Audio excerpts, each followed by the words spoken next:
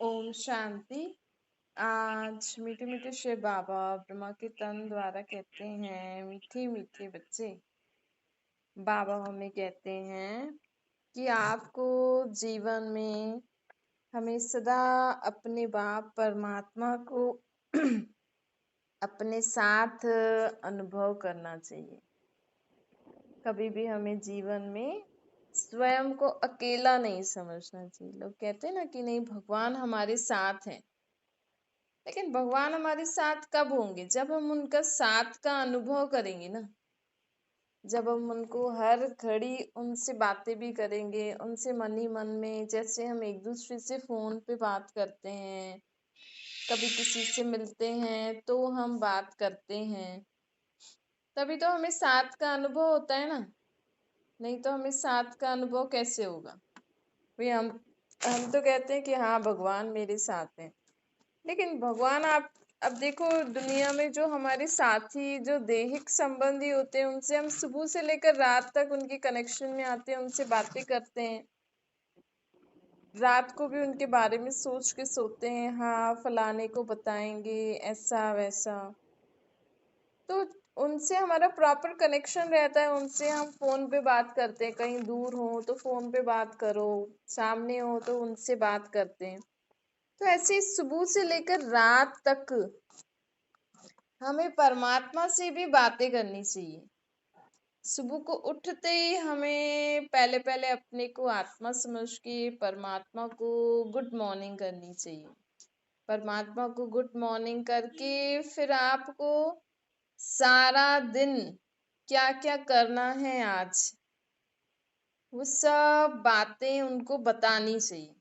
जैसे हम एक दूसरे से बातें करते हैं ना, जैसे सुबह सुबह को साथ सारा दिन क्या करना है, तो कई लोग एक दूसरे से डिस्कस करते हैं, हाँ ये करेंगे ऐसा करेंगे।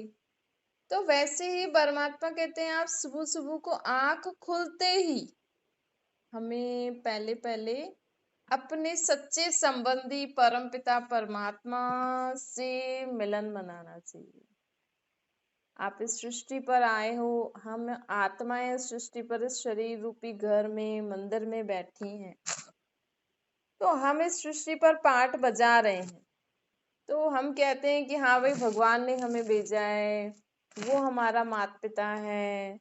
तो कम से कम जैसे दुनिया में लोग अपने माँ बाप से बातें करते हैं ना, शेयर करते हैं उनको अपनी सारी प्रॉब्लम, सब बातें, हर समय उनको याद करते हैं।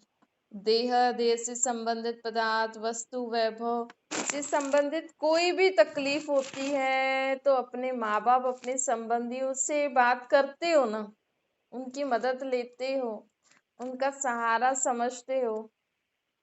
पर वो दिखते हैं और भगवान दिखता नहीं है। भगवान अशरीरी, अजन्मा, परम धाम में रहते हैं, क्योंकि भगवान ऊपर रहते ही इसीलिए हैं, क्योंकि वो सदा हमारी मदद करने के लिए हाजिर रहने के लिए ऊपर रहते हैं। क्योंकि देखो, अगर भगवान भी हमारे जैसे शरीर ले ले तो शरीर के साथ तो बहुत कुछ, बहुत सारे लफड़े भी है ना, उसके साथ खिलाना पिलाना, शरीर को सुलाना, शरीर को पहनाना, फिर उसके लिए कमाई भी करनी पड़ेगी। लेकिन आत्मा अशरीरी, उसको तो कुछ चाहिए ही नहीं।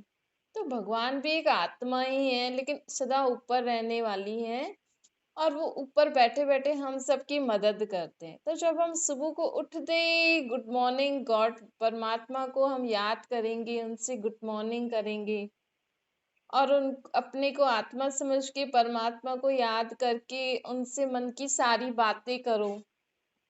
आपको इस सृष्टि पर पाठ बजाते समय क्या क्या तकलीफ आती है, आपके शरीर में कोई तकलीफ है, आपके शरीर से संबंधित जो संबंधी हैं, पदार्थ, वस्तु, वैभव, जो भी है, जो भी आपको सारा दिन पाठ बजाते समय जो भी चीज के कारण तकलीफ आती है, वो हमें उनको बतानी चाहिए। और जैसे हम एक छोटा बच्चा अपने माँ बाप को कहते हैं ना, मम्मी पापा आप ही करो, मेरे से नहीं हो रहा है, तो वैसे जब हम उनको मन ही मन में बताएंगे, उनसे बातें करके, और उनसे बोलेंगे कि आप ही कराओ, मेरे से नहीं होता है, तो परमात्मा स्वयं करण करावन हार बन के हमसे कार्य कराते हैं। आप ऐसा करके देखना कल सुबह से।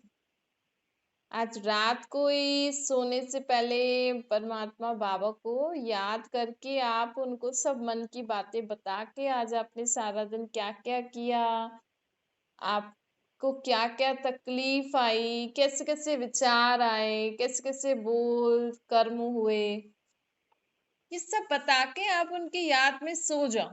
और सुबह उठ के पहले उनसे गुड मॉर्निंग करके उनको याद करके उनसे शक्ति अपनी आत्मा में भर के उनको सारे दिन का कार्यक्रम बताओ कि आज हमें ऐसे ऐसे करना है, हमें करना है, मुझे नहीं करना है।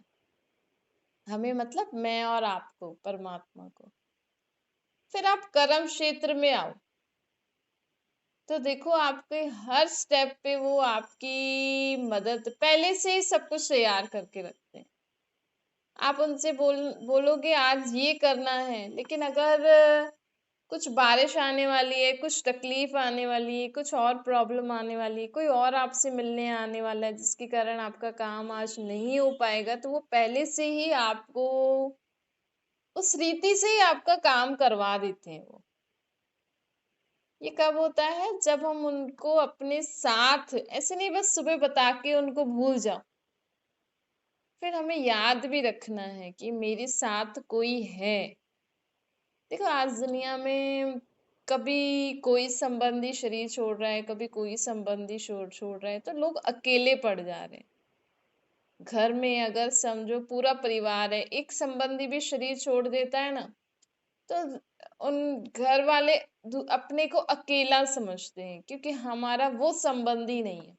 समझो किसी के दादा ने शरीर छोड़ दिया, बाकी सब है, दादी है, मम्मी पापा, चाचा चाची, भाई बहन सब है, लेकिन मेरे दादाजी नहीं है, मेरी दादी नहीं है, मेरी मम्मी नहीं है, मेरे पापा नहीं है, मेरे फ्रेंड्स नहीं है, मेरा फलाना फलाना नहीं है।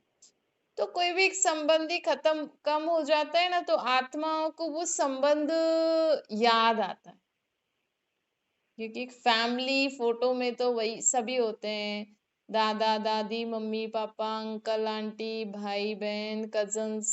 तो लोग बोलते हैं हाँ ये फैमिली है। लेकिन आज कलयुग का समय है, तो कभी भी कोई शरीर छोड़ रहा है। तो बाबा कहते हैं आपको उस संबंध की कमी है महसूस ना हो, इसलिए मुझे वो संबंध से सदा मेरे साथ रहो।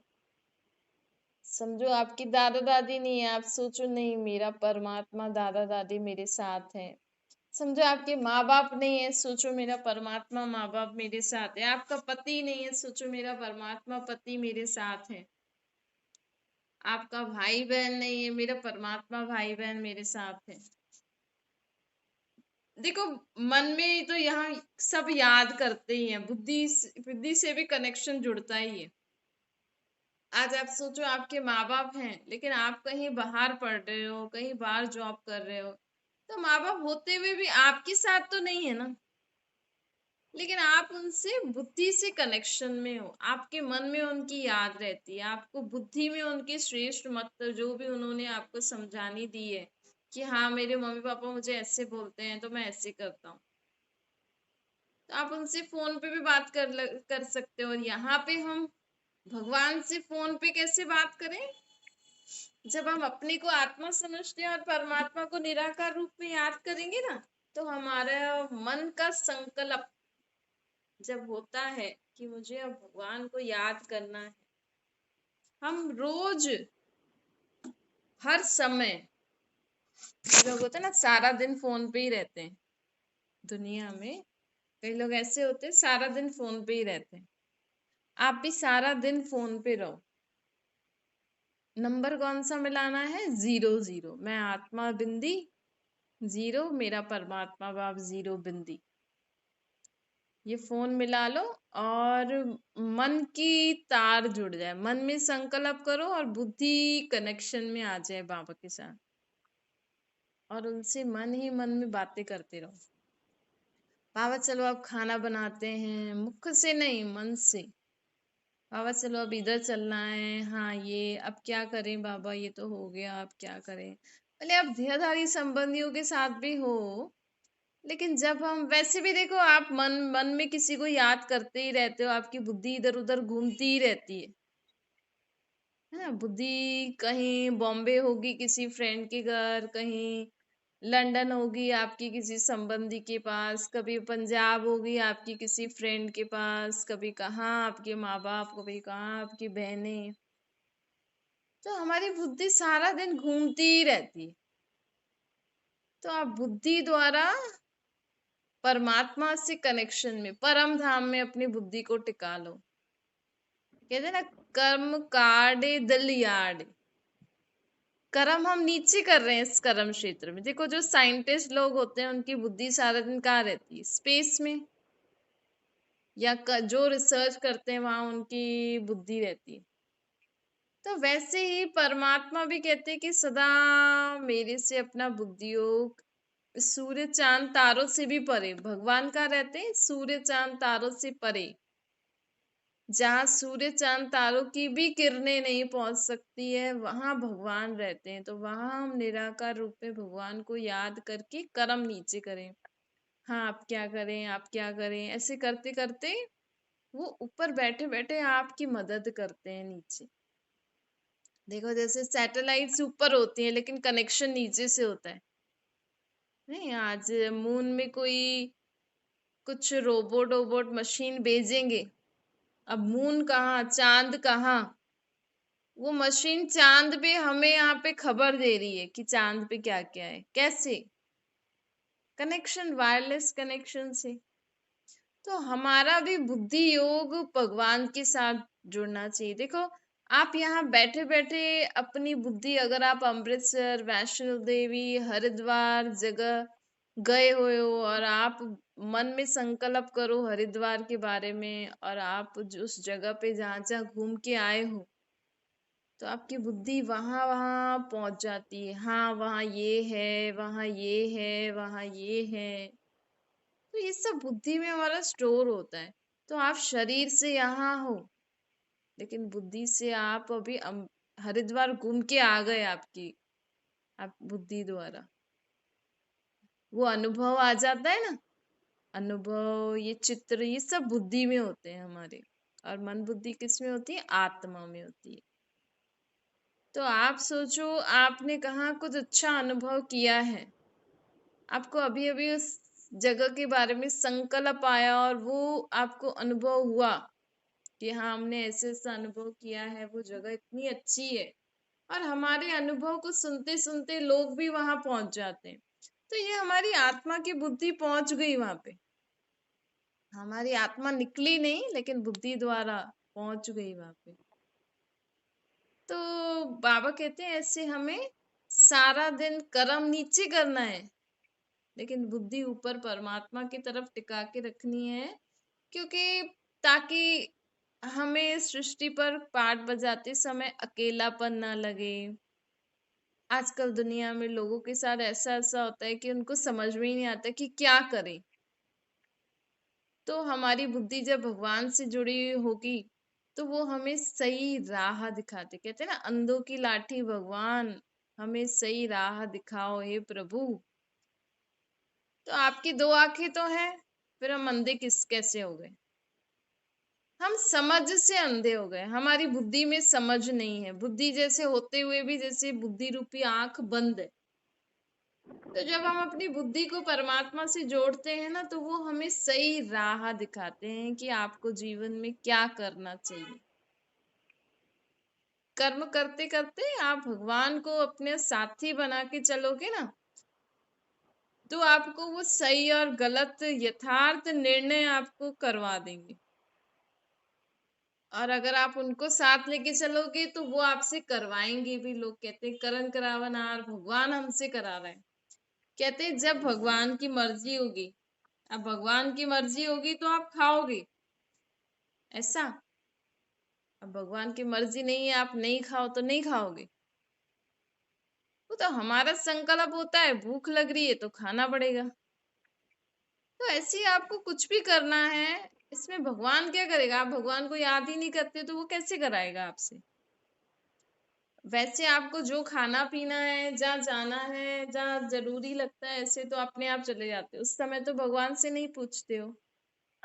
उस समय तो ऐसा नहीं कहती हूँ, हाँ भगवान की मर्जी होगी तो खाएंगे, भगवान की मर्जी होगी तो नहा लेंगे, भगवान की मर्जी होगी तो ये सब कर लेंगे, ऐसे ही बैठे रहेंगे। नहीं, आपको संकल्प होता है, आप उस संकल्प अनुसार करते हो। तो वैसे ही हमें सदा संकल्प रहना चाहिए कि मैं आत्मा परमात्मा का बच्चा हूँ और अब मैं परमात्मा के साथ हर कर्म कर रही हूँ। तो आपको जीवन में जो जो भी करना होता है, आप वो भगवान को बताते जाओ मन ही मन में, तो वो आपकी मदद करते रहेंगे। फिर अगर आपका संकल्प गलत है, आपको आप जो करने वाले हो वो गलत है, तो वो आपको उसमें सावधानी भी दिला देंगे कि नहीं ऐसा नहीं करो, इससे ये हो जाएगा। तो इसके लिए हमें एकांत एक के साथ अपनी बुद्धि, कर्म क्षेत्र में हमें दुनिया वालों के साथ पाठ बजाना है। जैसे कई कई लोग होते हैं ना, सबके साथ रहते हुए भी, सबकी राय सुनते हुए भी वो अपने मम्मी पापा उनके जो कहते हैं ना वो वही करते हैं। तो एक की मत पे चलते हैं ना। तो भले कहाँ कहाँ उनको संगठन में काम करना होता है, तो वो अपने मम्मी पापा की राय अनुसार कि वो उस केस में मेरे मम्मी पापा कैसे हमें डायरेक्शन देंगे, सलाह देंगे, वो उस अनुसार कार्य कर लेते हैं। इतनी समझ आ जाती है ना धीरे धीरे। पहले छोटे छोटे में मम्मी पापा जो कहते हैं वो करते हैं, फिर धीरे धीरे उनको सही चीज गलत की पहचान होती है तो अपने आप कर लेते हैं। वैसे ही जब तक हमें हमारी बुद्धि ठीक नहीं हो जाती, इस समय सबकी बुद्धि खराब हो गई है ना, क्योंकि किसी को कुछ समझ में ही नहीं आ रहा क्या करें।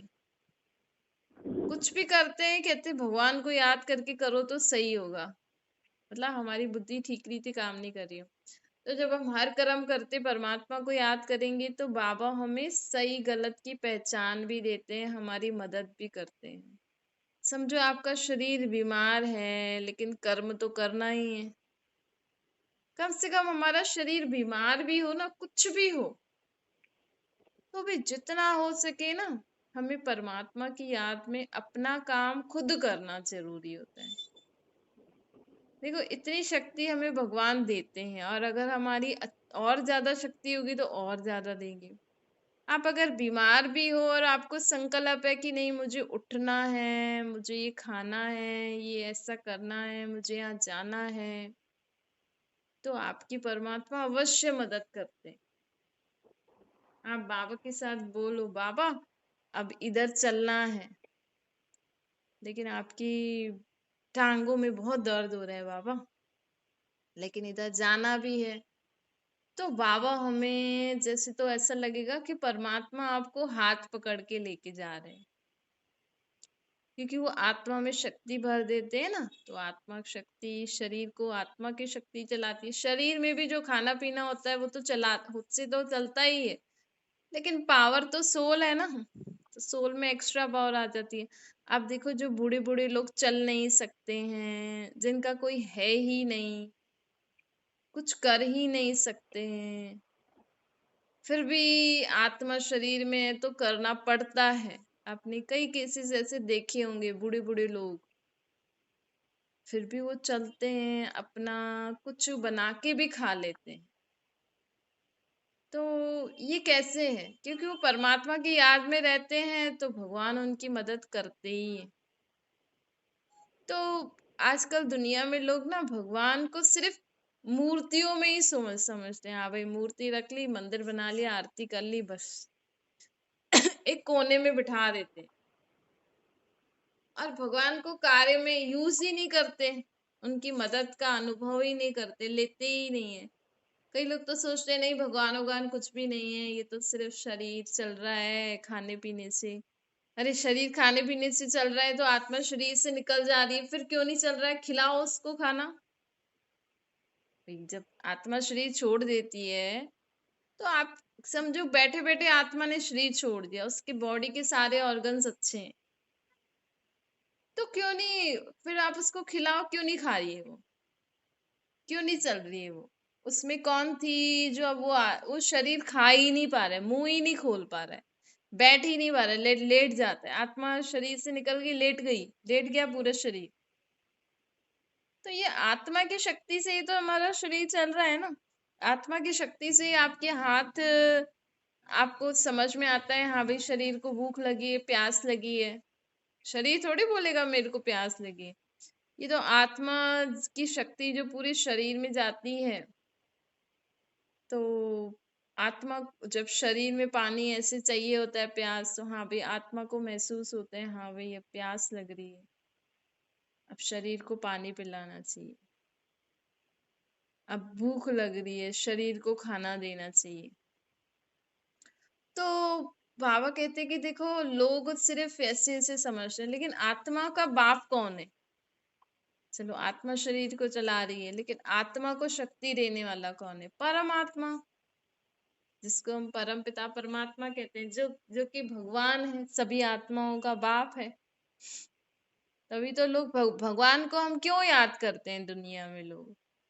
क्योंकि भगवान हमारी आत्मा में शक्ति भरने वाला है, हमारी आत्मा को, हमारी आत्मा में गुण भरने वाला है, हमारी आत्मा को श्रेष्ठ मत देने वाला है कि ऐसा काम ऐसे करो, ऐसा काम ऐसे करो, ऐसा काम ऐसे करो। तो हमें भगवान को भी याद करना बहुत जरूरी है। अगर आप भगवान पे विश्वास रखोगे, निश्चय रखोगे, भले आप पढ़ाई लिखाई करो, नौकरी धंधा करो, जो करना है करो, लेकिन हमें एक जो शरीर को तो आप वैरायटी टाइप ऑफ भोजन खिला के उसमें शक्ति भर सकते हो, लेकिन आत्मा में शक्ति भरने वाला एक ही है, जिनको हम भगवान कहते हैं। क्योंकि हमारी आत्मा भी दिखती नहीं है, तो आत्मा का बाप भी ऐसा ही है जो दिखता नहीं है लेकिन है। तो जब हम अपने को आत्मा समझ के परमात्मा को याद करते हैं, तो हमारी आत्मा में शक्ति आती है, और उस शक्ति से हम अपने जीवन में सही रीति से कार्य करके जीवन में सुख शांति से रह सकते हैं। तो इसीलिए सारा दिन कर्म करते हुए हमारा साथी है भगवान, ऐसा प्रैक्टिकल में अनुभव करो, तो आपको उनकी मदद का, उनकी साथ का अनुभव होगा। अच्छा, मीठे मीठे सिकिलते बच्चों प्रति माता पिता बाप दादा का याद प्यार और गुड मॉर्निंग।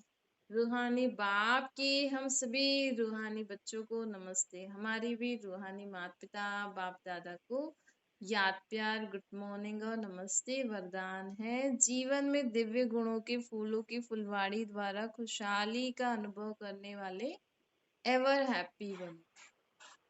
बाबा कहते सदा खुशहाल अर्थात भरपूर संपन्न आत्मा।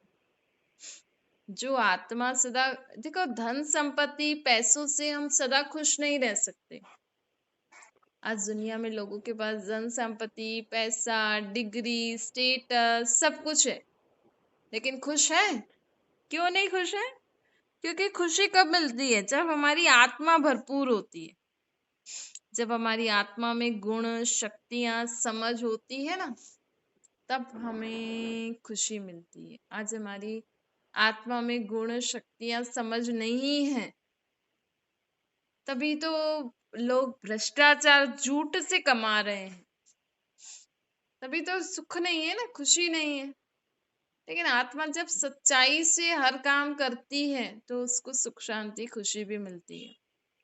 तो बाबा कहते हैं पहले कांटों के जंगल में जीवन था। हाँ, अब जैसे जैसे हम परमात्मा को याद करते हैं और परमात्मा द्वारा जो गुण हमें मिल रहे हैं, जो ज्ञान हमें प्राप्त हो रहा है, उस ज्ञान को समझ के जीवन में धारण करके जब हम आत्माएं चलती है ना, तो हमारा जीवन बहुत खुशहाली जैसा हो जाता है। हमारे जीवन में जो दिव्य गुण होते हैं ना, उन दिव्य गुणों के कारण हम भी खुश रहते हैं और भी हमसे खुश रहते हैं। देखो आपने अनुभव किया होगा, कोई आत्मा आपके संपर्क में आती है, वो बहुत मीठी है, बहुत सहनशील है, बहुत मिलजुल के रहती है, सदा शांत रहती है, सदा हर्षित मुख रहती है, कितनी कैसी भी परिस्थिति आ जाए सदा खुश रहती है। तो आप उसके गुणगान गाते हो नहीं गाते हो? आपको उनसे मिलके खुशी होती है ना, वो क्यों? क्योंकि यही तो गुण होते हैं। रहम दिल, दया भाव, सहनशीलता, संतुष्टता, निर्भयता, नम्रता, सदा खुश रहना, सदा हर्षित मुख रहना, जो आज मनुष्य आत्माओं के जीवन में नहीं है। तो ये हमारे अंदर गुण कैसे आएंगे? ये गुण देने वाला कौन? कहीं दुकान पे मिलते हैं? कोई स्कूल में पढ़ाई पढ़ाते हैं ये गुण धारण करने के लिए? कोई है ऐसा कोर्स? कहीं बाहर फॉरेन कंट्रीज में भी कहाँ मिलेंगे ये गुण? कोई नहीं दे सकता है सिवाय एक के, परमात्मा के। आज लोग सहन शक्ति चाहिए, जो कुछ भी शक्ति गुण चाहिए, तो किसको याद करते हैं? भगवान को। हे भगवान इसको ये दे दो, हे भगवान इसको शक्ति दो, हे भगवान इसको समझ दो, ऐसे कहते हैं ना। तो भगवान के पास ही ये मिलता है। तो हमें भगवान को याद करना है ताकि हमारे अंदर ये सारे गुण आ जाएं। आप रोज चेक करो मेरे अंदर कौन सी गुण की, कौन सी शक्ति की, कौन सी समझ की कमी है। अगर आप जीवन में सदा दुखी रहते हो तो आपको सुख की जरूरत है, ताकि आप जीवन में हर परिस्थिति में भी सुख का अनुभव करो। तो आप परमात्मा को याद करके संकल्प करो, मैं सुख स्वरूप आत्मा हूँ। अगर आपको भय लगता है तो संकल्प करो, मैं निर्भय आत्मा हूँ। अगर आप हर्षित मुख नहीं हो तो संकल्प करो, मैं हर्षित मुख आत्मा हूँ बाबा का, परमात्मा का। अगर आप में नम्रता नहीं है तो आप संकल्प करो, मैं परमात्मा की नम्रचित आत्मा हूँ। ऐसे ऐसे करके हर गुण जो हमारे अंदर, हर गुण की कमी जो है, जैसे विटामिन प्रोटीन की कमी होती है तो दवाई लेते हैं या वो फल फ्रूट ले लेते हैं, ऐसे हर गुण हर शक्ति को चेक करो। आप में सहन शक्ति है, समाने की शक्ति है, परखने की शक्ति है, नहीं है तो हम परमात्मा को याद करके वो शक्ति, वो गुण अपने अंदर भरते जाएंगे। तो क्या होगा कि जब हमारे अंदर वो सर्व गुण सर्व शक्तियां आ जाएंगी ना, तो क्या होगा कि हमारे संपर्क में जो आत्माएं आती है ना, वो उनको भी उस गुण और शक्तियों की खुशबू अनुभव होती है। वो भी हमसे सीखते हैं और उनको हमसे मिलके बहुत खुशी भी होती है। तो इसीलिए बाबा हमें कहते हैं कि ऐसे दिव्य गुणों को धारण करो, आप भी खुश रहो और सर्व को खुशी दो। अच्छा स्लोगन है, मास्टर सर्वशक्तिवान वो जो माया के बुदबुदों से डरने के बजाय उनसे खेलने वाले हैं। माया अर्थात धन संपत्ति नहीं होती है माया, माया विकार होते हैं, विकार बुराइयां।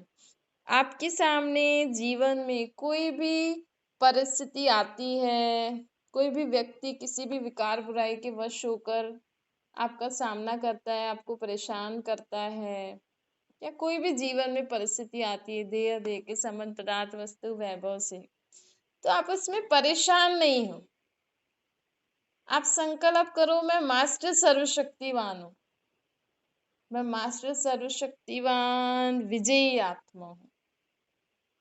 कोई भी बात हो, आप ये संकल्प करो, मैं मास्टर सर्वशक्तिवान परमात्मा की विजयी आत्मा हूँ, मैं जीवन में सफलता मूर्त आत्मा हूँ। तो हर परिस्थिति, हर व्यक्ति जो भी आपके जीवन में विघ्न रूप बन के आया है, उनसे आप पार होके अपना कार्य में आगे बढ़ते जाओगे। आपको ऐसे लगेगा जीवन में मैं जैसे खेल खेल रहा हूँ, जैसे खेल खेलते हैं ना, अब क्रिकेट खेल खेलेंगे, कभी बॉल कहाँ से कैसी आएगी, कभी कैसी आएगी, कभी कैसी आएगी, लेकिन जो खेलने वाला होता है वो अगर बोले कि मैं विनर हूँ, उनको जब कॉन्फिडेंट होता है कि मैं विनर हूँ, सक्सेसफुल हूँ, तो वो हर टाइप की बॉलिंग में चक्के छक्के मार देगा और अच्छे रन बना लेगा।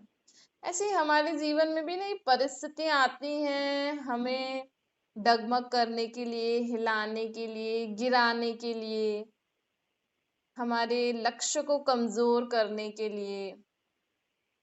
या आप ये समझ लो कि ये परिस्थिति हमें कुछ सिखाने आई है।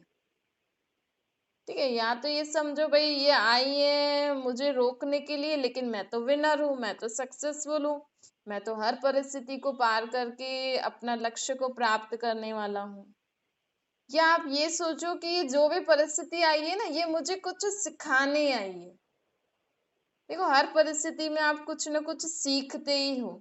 अगर हम जीवन में हर परिस्थिति, हर व्यक्ति, कोई आपको बहुत परेशान करता हो और अगर हम उसको भी अपना फ्रेंड मान लें, वो आपको परेशान करे, आप और परमात्मा को याद करके अपने पॉजिटिव एनर्जी, शक्तिशाली स्थिति से उसके प्रति भी घृणा भाव, नफरत भाव नहीं, उसके ऊपर प्रति भी रहम भाव करके और उनको भी अपना फ्रेंड बना लो, तो आप बहुत कुछ सीखते हो।